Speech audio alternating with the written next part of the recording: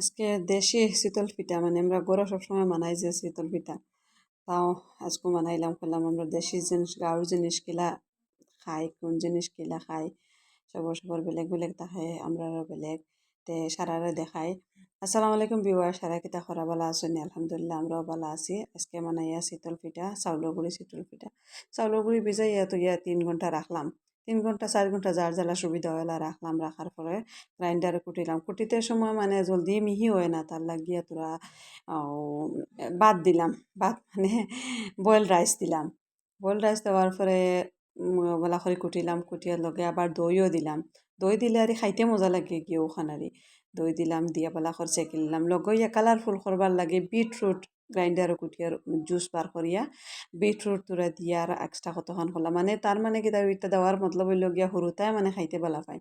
Colouring করলে হরুতায় খুব বালা পায় না, আর কালারিং না হইলে দেখুন হরুতায় খাইতে চাই না। রান্ধানোর লাগে আর কালারিং বানাইছি। আর আমার চ্যানেল, হ্যাঁ, আমার ভিডিও দেখার লাগে থ্যাংক ইউ। আর যে নতুন তখন প্লিজ সাবস্ক্রাইব করবা, লাইক করবা, কমেন্টস করবা। আসসালামু আলাইকুম।